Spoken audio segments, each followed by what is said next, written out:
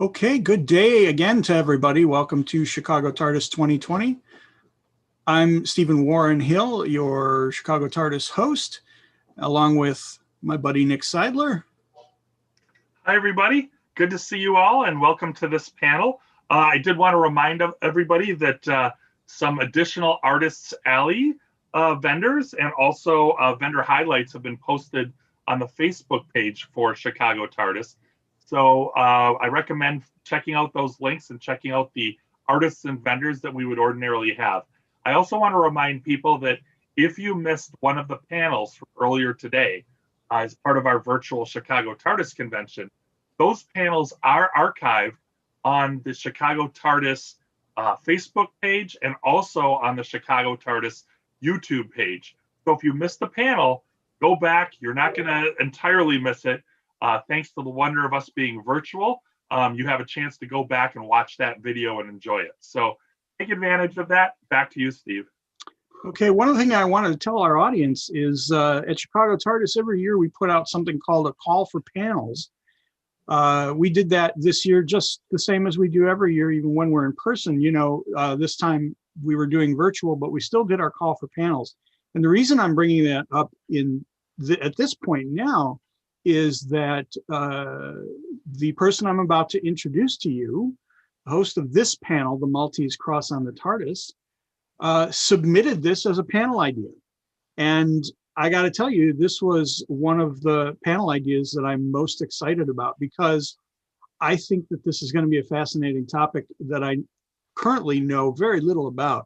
And Derwin Mack, I hope you're going to teach us everything there is to know about the St. John Ambulance badge and the organization and what it all means. So Derwin, please take it away. Thank you, Steve. Thank you, Nick. And I'll share screen. Okay, and there we go. All right, thank you, everyone. So our presentation is called the Maltese Cross on the TARDIS, and there you see the picture from the Doctor Who episode, The Bells of St. John, with the Matt Smith doctor looking at the TARDIS, right? And that St. John Ambulance logo, if you follow my cursor, has been on the TARDIS since the beginning of Doctor Who in the Hartnell era.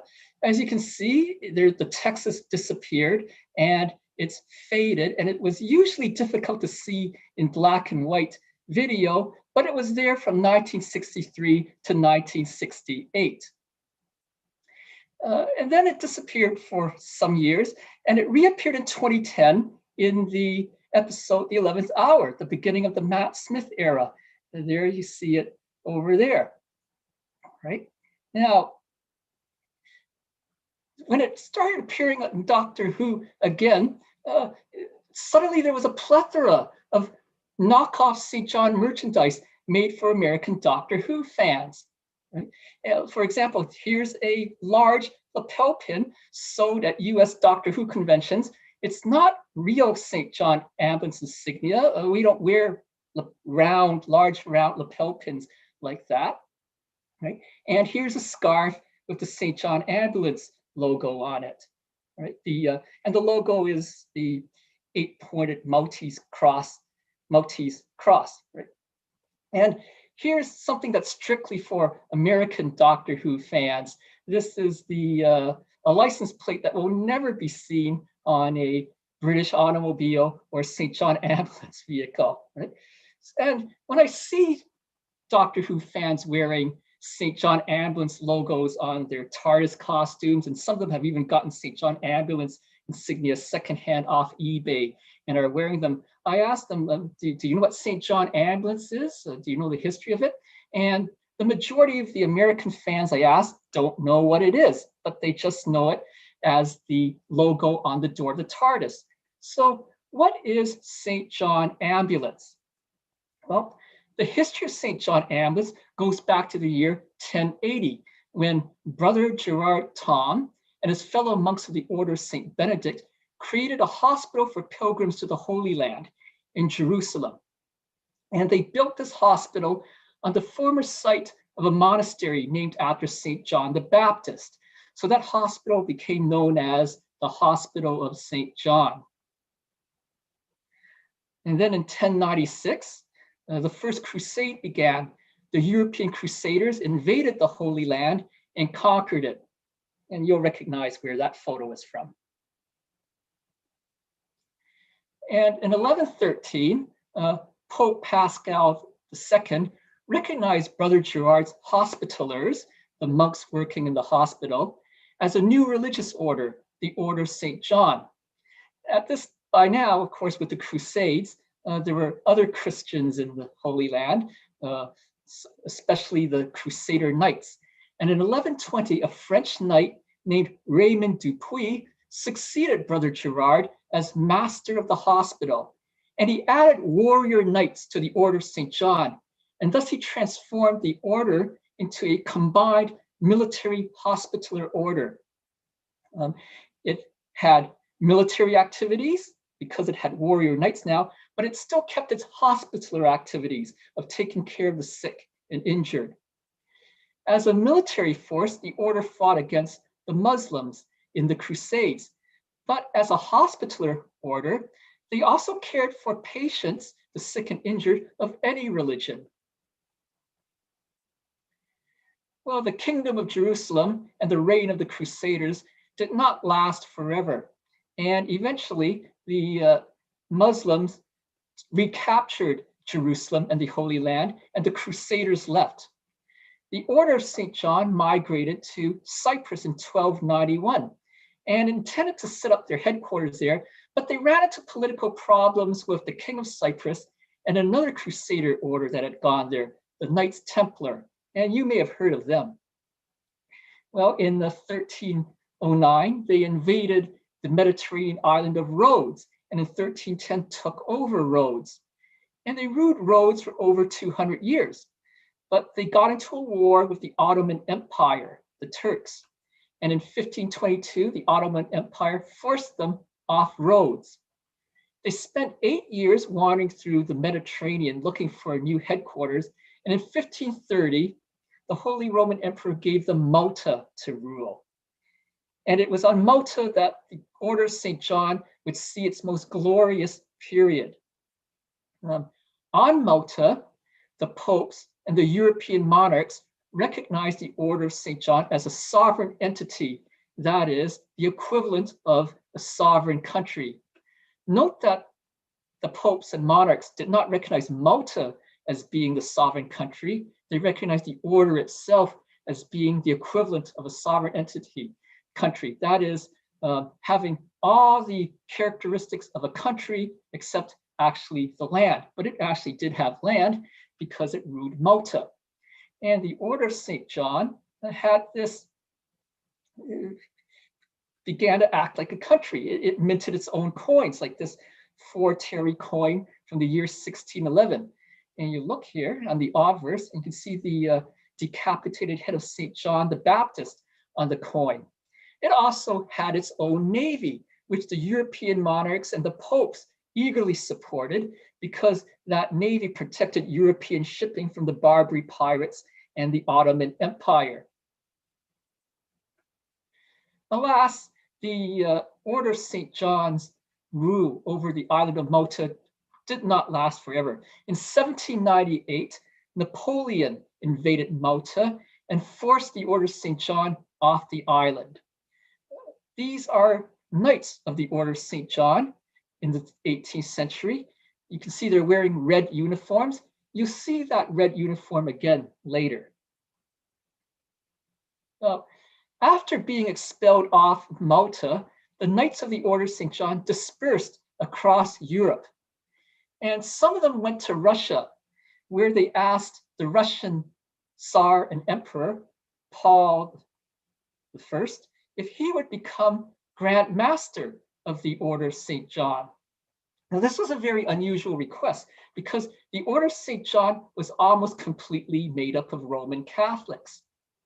And here were some Knights of St. John asking a Russian Orthodox monarch if he would become their Grand Master. But he agreed, and Emperor Paul established the Grand Priory of Russia of the Order of St. John. Unfortunately, Emperor Paul did not rule for a very long time. He was assassinated during a military coup against him, and his successor, Emperor Alexander I, abolished the Grand Priory of Russia in 1810. Meanwhile, the knights who had dispersed across Europe attempted to revive the order in different countries throughout Europe, and each of these groups claimed to be the legitimate Order of St. John. The most successful of these groups was a group that went to Rome, where the Pope recognized them as the legitimate Order of St. John. And in Rome, this group got another name. They were also known as the Sovereign Military Order of Malta, because of the time that the Order of St. John had ruled Malta.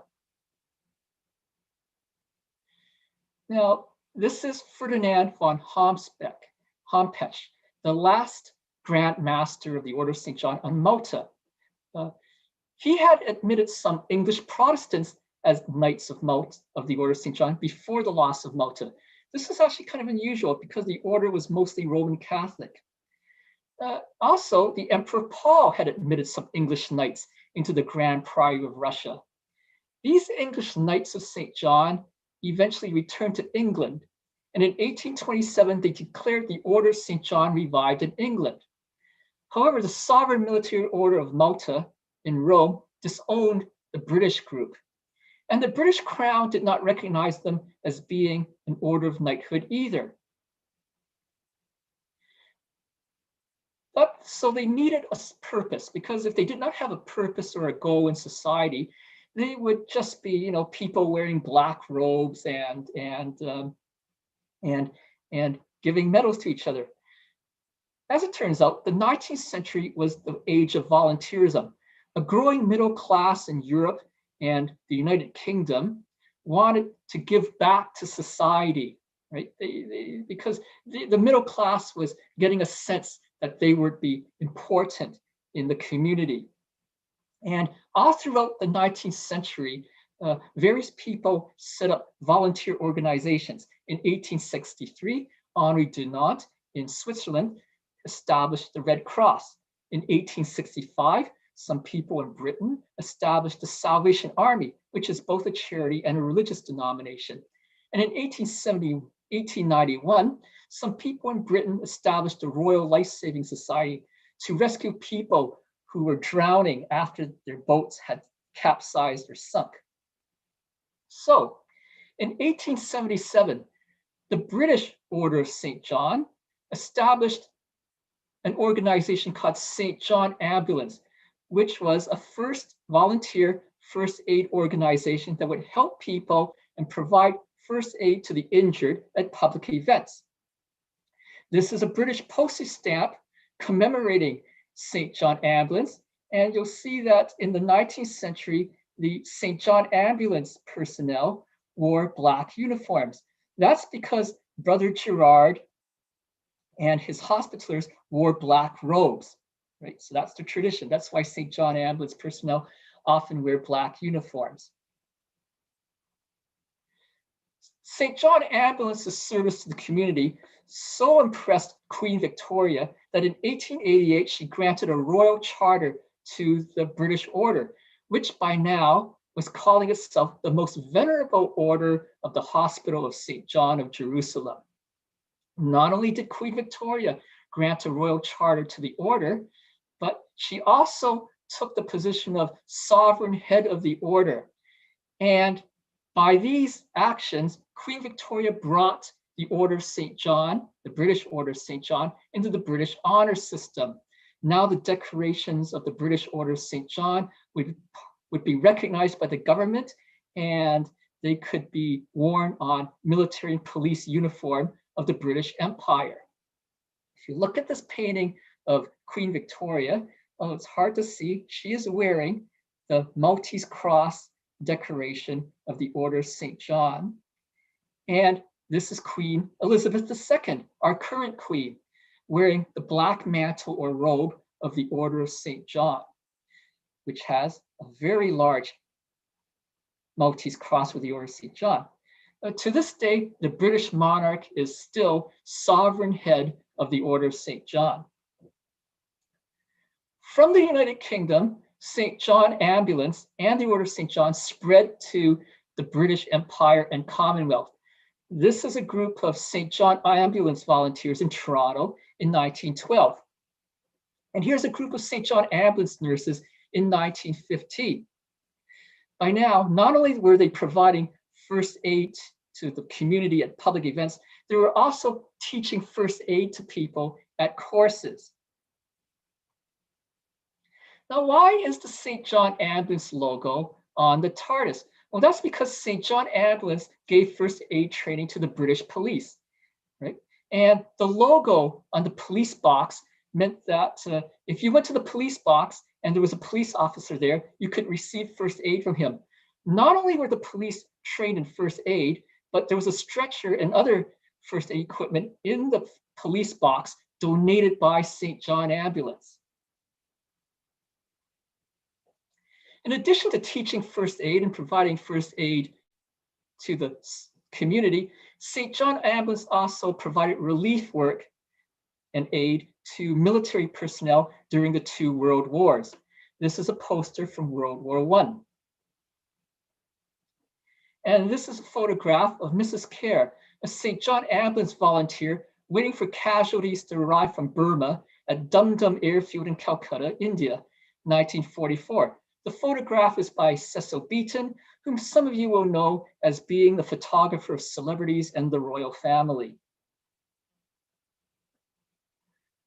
Overseas wartime service for St. John Ambulance was not without its risks.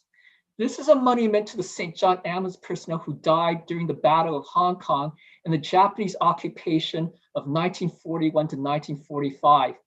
When the Japanese invaded Hong Kong, they did not respect the Geneva Convention or the other accords for the rules of war, and they captured, tortured, and murdered St. John Ambulance personnel in Hong Kong. Let's look at St. John Ambulance today. Today, it is still providing first aid and training. This is a St. John Ambulance vehicle at the rehearsal for the Trooping of the Colour in London in 2011. And these are St. John Ambulance volunteers in the United Kingdom. For some reason, several years ago, they switched to wearing a green uniform, although their officers still wear a black military style tunic. As you can see, I'm wearing the traditional British style white uniform, but I do have the black tunic as well. And St. John Ambulance is all over the world. Here's some first aid training in Ghana. And also, you can see some St. John Ambulance volunteers taking the blood pressure of a senior citizen in Hong Kong. Here is St. John Ambulance volunteers in Trinidad and Tobago. And St. John Ambulance operates an emergency ambulance service that takes people to hospitals in Papua New Guinea, a British Commonwealth country in the Pacific. This is a first aid demonstration at the St. John Ambulance York Region inspection in Canada in 2017. In addition to first aid service and first aid training, St. John Ambulance provides diverse other services around the world. In Hong Kong, it operates a free dental clinic for the disabled. In South Africa, St. John Ambulance operates eye clinics. In Canada, we have the Therapy Dogs Clinic. Now, this is really interesting. A lot of people are stressed out or they're suffering from PTSD. And if they talk to a dog or pet a dog, their stress levels go down. So St. John Ambulance will send dogs out to these people so they can, have a dog for companionship, pet them, talk to them, and lower their stress. In Kenya, St. John Ambulance provides emergency relief during disasters. In Mauritius, St. John Ambulance teaches disaster preparedness training. In Malaysia, St. John Ambulance operates a 24/7 emergency ambulance that takes people to hospitals. And in Uganda, St. John Ambulance provides HIV and AIDS testing and counseling. And this is just a sample of the services that St. John Ambulance provides in countries around the world. you might see people wearing a medal or decoration that looks like the St. John Ambulance Cross, a white Maltese cross. Right? These are official decorations, state-recognized decorations, the honor systems of Great Britain, Canada, and the Commonwealth countries. So please don't misuse them on TARDIS costumes. Please don't buy them from antique stores and tear the ribbon off and wear them as part of the costume. They are official decorations, just like the Silver Star or the Purple Heart or the Bronze Star would be in the United States. Here are two officers of the Order of St. John at a D-Day parade in Toronto in 2009. That's Major General Richard Romer, and it's hidden behind his distinguished flying cross, but he is wearing a decoration of the Order of St. John, and that's me wearing the decoration of an officer of the Order of St. John and the service medal of the Order of St. John. Now, you've heard me use two terms, St. John Ambulance and the Order of St. John, and you might be wondering, are they the same organization or are they different organizations? It's kind of complicated. They're not exactly the same, but they're not exactly different either, right? And this is possibly the easiest way to explain it. The Order of St. John has three institutions, for lack of a better word. Most people begin their St. John involvement as volunteers in St. John Ambulance. So they become volunteers in the First Aid Brigade or in administration or other support services. Now, those volunteers who have provided meritorious service to St. John Ambulance are nominated and invited and admitted to the most venerable Order of St. John. That is, they're invited to join the Order of Chivalry or Order of Knighthood, called the Order of St. John, in recognition of their service to St. John Ambulance. So that's when they receive a rank in the Order of St. John, and they also receive one of those decorations. This photograph shows me receiving the decoration of the Order of St. John from the Lieutenant Governor of Ontario. In Canada, the term Lieutenant Governor has a different meaning than it does in the United States. In Canada, a Lieutenant Governor is the Queen's representative in a province, right? So therefore, some people are in St. John Ambulance, but not all people in St. John Ambulance are in the Order of St. John. Most people in the Order of St. John had served in St. John Ambulance, but some people are in the Order of St. John, not through service to St. John Ambulance, but through direct service to the order itself, for example, historians and genealogists. Now, there's a third institution in the Order of St. John, and that's the St. John Eye Hospital Group, the ophthalmic hospital. Let's talk about that. The St. John Eye Hospital Group operates an eye hospital and some satellite eye care clinics in East Jerusalem, the West Bank, and the Gaza Strip, right? And it serves mostly the Palestinian population of that area. Eye diseases are unfortunately very common in that area. It runs in entire families. And the St. John Eye Hospital Group is the only charity that offers free expert eye care to the Palestinian population over there. The patients can be of any religion, right? Now let's talk about the non-denominational nature of the British Order of St. John and the Order of St. John.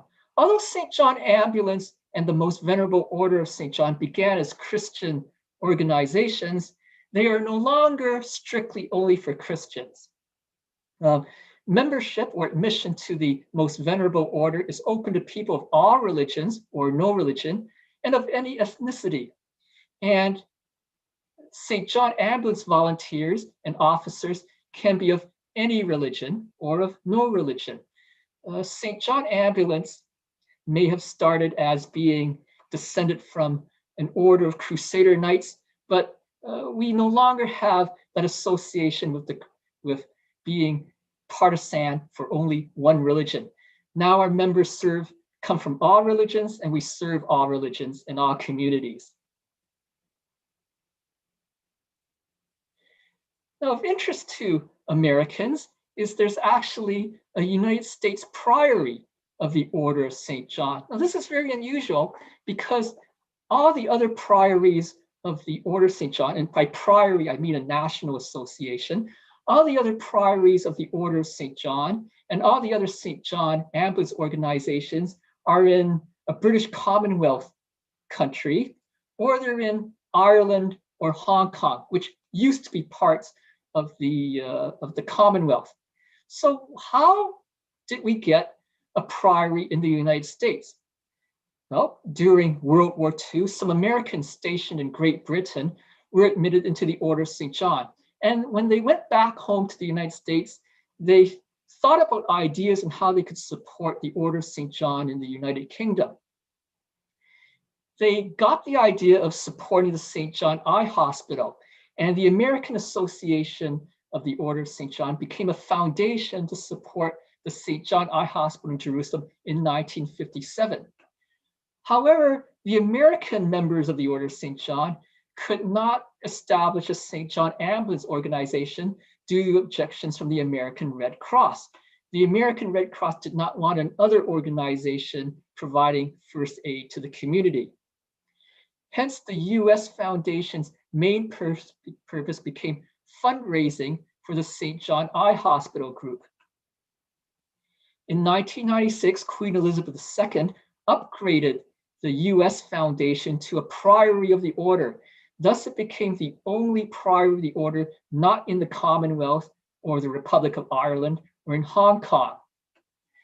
The Priory of the United States has a reputation of being an organization for very wealthy Americans to hold expensive fundraising balls and galas where they donate a lot of money to the Order's Eye Hospital in Jerusalem. And it's gotten a reputation as being a way for wealthy Americans to donate money to the Order and get a British knighthood. This is quite unlike the way the Order operates in the Commonwealth countries, where the St. John Ambulance volunteers could be from any social class or any walk of life, and admission to the Order is based on service to St. John Ambulance. However, things are changing in the United States. In 2012, the US Priory formed the St. John Volunteer Corps to aid military veterans.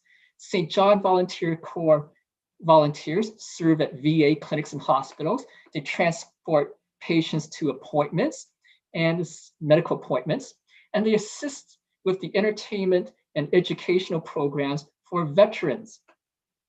Right? And it's the hope that the service in St. John Volunteer Corps will become a path to membership and admission in the Order. Attitudes in the US Priory are changing, and the US Priory is becoming more democratic and egalitarian. A lot of members of the US Priory foresee a day when it won't be just for wealthy people who donate to the eye hospital. What's interesting for the residents of Chicago is that there are members of the Priory of the United States and the St. John Volunteer Corps in Chicago. And this photograph shows a couple members of the St. John Volunteer Corps assisting to military veterans. Remember I mentioned that the Knights of St. John dispersed to different European countries and tried to resurrect the Order in these different countries. In 5 European countries, the Order was successfully revived, and in those countries, their governments recognize the Order as a legitimate order of knighthood. So hence there's 5 orders of St. John that are recognized by their governments as legitimate orders in Europe. I've already mentioned the British Order. The other 4 orders are the Roman Catholic or Roman Order, headquartered in Rome, the German Order of St. John, the Netherlands Order of St. John, and the Swedish Order of St. John. Right. In 1961, These 5 orders of St. John formed the Alliance of the Orders of St. John to recognize each other as legitimate descendants of the Crusader era order and to cooperate on matters of common interest. In 2000, the 4 so-called Protestant orders, that is the orders in Great Britain, Germany, Netherlands, and Sweden, formed an organization called Johanniter International to increase their cooperation. The Johanniter International developed the European First Aid Guidelines. Johanniter is a German word formed by combining the name Johann, or John, with the German word Ritter, which means knight. So a Johanniter is a knight of St. John. Also, the Europeans like to refer to the British Order of St. John as being a Protestant order to distinguish it from the Catholic order in Rome, but that's a bit of a misnomer. As I've already mentioned, the British Order of St. John is not exclusively Protestant. Its members could be from any religion or no religion. Now let's look at the Alliance Orders of St. John, my brethren in Europe, so to speak. The largest of the Alliance Orders of St. John is the Sovereign Military Order of Malta, headquartered in Rome. This is the one that the Pope recognized as being a legitimate order of St. John in the 19th century, and it still exists. It's a Roman Catholic sovereign entity. The Pope recognizes it as being the equivalent of a sovereign state. And not only that, over 100 other countries in the world recognize it as being the equivalent of a sovereign state. So it exchanges ambassadors with other countries. It has its own passports. It even has its own currency, and it has its own flag, which it can put on ships. It is actually very much a force for first aid and charity around the world. It is a very large volunteer aid and relief corps in Europe that also operates in other countries. And look at those red uniforms of the senior knights of the Sovereign Military Order of Malta. Remember that the Knights of Malta wore red uniforms in the 18th century. So the Sovereign Military Order of Malta provides first aid and healthcare and emergency relief around the world. Another Alliance Order of St. John with a large volunteer healthcare and first aid service is the Bailiwick of Brandenburg of the Order of St. John. This is the German and Austrian Order of St. John. The Prince of Prussia is head of the order, and the German order operates an ambulance service, hospitals, and hospices. And then there's the Order of St. John in Sweden. Now this is a small order. It comprises of 400 members of Swedish nobility, all of whom have to belong to the Church of Sweden or another Protestant church. They give financial aid and grants to the elderly, sick, and the organizations that serve them. And there's the Order of St. John in the Netherlands. And in this order, the members must be Protestant Dutch nobility. And the Netherlands order operates a subsidiary called the Johanniter Aid Foundation that supports hospitals and hospices. That's Queen Beatrix of the Netherlands wearing the mantle or robe of the Order of St. John. Since we're in Chicago, virtually, I'll also mention that there are various other organizations which call themselves the Order of St. John, but they are not recognized as legitimate orders of knighthood by any government or by the Alliance Orders of St. John. And most of these claim descent from the defunct Grand Priory of Russia. At one time, I counted over 30 such unrecognized orders of St. John claiming descent from the Grand Priory of Russia in operation in the United States and Canada. There's also numerous other unrecognized orders of St. John that claim to have received a charter from the late King Peter II of Yugoslavia. After World War II, King Peter of Yugoslavia was forced out of his country by the communists, and he went to exile in Chicago, Illinois. In 1960s, some Americans in Chicago formed an unrecognized Order of St. John and asked King Peter if he would be their Grand Master and protector, and he agreed.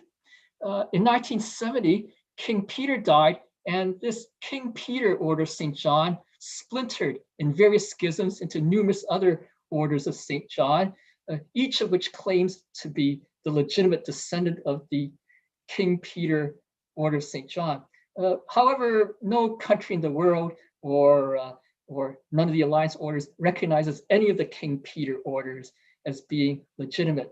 And indeed, even before he died, King Peter tried to distance himself from his own Order of St. John.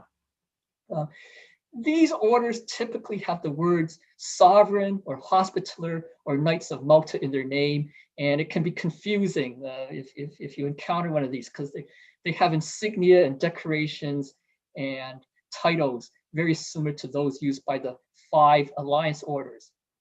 But let's go back and look at the British Order of St. John, the most venerable Order of St. John, and St. John Ambulance.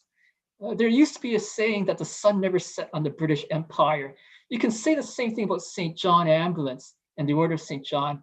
Around the world, it has 200,000 volunteers, and there are more than 20,000 members of the Order of St. John. So the sun never sets on St. John Ambulance or the Order of St. John. And as a Doctor Who fan, and as a St. John Ambulance officer and officer of the Order, it gave me great pleasure to see the St. John Ambulance logo restored to the TARDIS. And thank you for listening. And I hope that an American audience has learned more about the Order of St. John Ambulance, and why it's on the TARDIS. Derwin, that was terrific.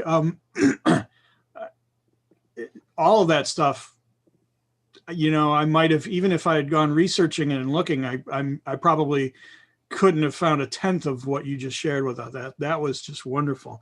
We do have a bunch of questions that have come in the meantime. I don't know if you can see those in the chat window. I'll look at the questions.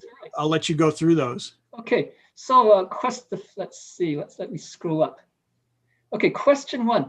Is the order at all connected to the Free Order of the Masons? Interesting question. The Order of St. John and the other 4 Alliance orders are not connected to any Masonic organization or Masons. However, there are several Masonic organizations that claim to be descended from the Crusader Order of St. John. And that's why you'll actually see Masonic lodges and Masonic organizations that wear a badge or a medal or jewel that has the 8-pointed Maltese cross on it, often in white, that looks very similar to the decoration of the Order of St. John. So if you think and that's probably why some people think that the Order of St. John is associated with Freemasonry, but it's not. It's just another type of organization that claims descent from the Crusader Order.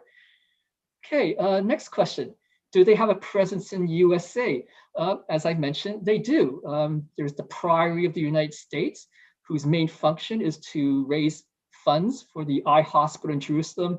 And for the last 8 years, there's been the St. John Volunteer Corps in the United States that aids military veterans and has a relationship with the Veterans Administration and the Department of Veterans Affairs.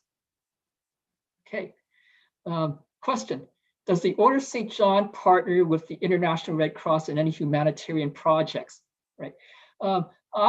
I'm not so sure if it does in the other countries. I know it doesn't do so in Canada, but it could do in the other Commonwealth countries. I don't know for sure, because each national priory and each national organization is autonomous in how it relates to that country's other organizations. However, in World War I and World War II, St. John Ambulance and the Red Cross did cooperate with each other in managing correspondence between prisoners of war and their families. The 2 organizations would arrange for mail to be picked up in German and Japanese and Italian prisoner of war camps and delivered to the families of the prisoners in the Allied countries. Right, and vice versa. So that type of cooperation did exist in World War II. Right, and let's see, how long did it take for me to put this presentation together? I'd say 2 days, so 16 hours, the space of last weekend. So that's it. And I see we're at the 5-minute mark now. All right.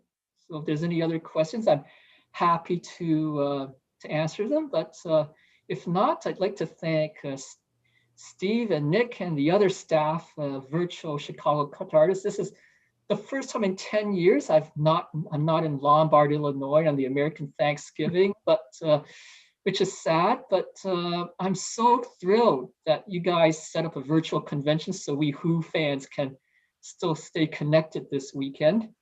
And I'm especially grateful that you've allowed me to talk with St. John Ambulance, especially since I might be the only actual St. John Ambulance officer at a Doctor Who convention in the United States at any given time.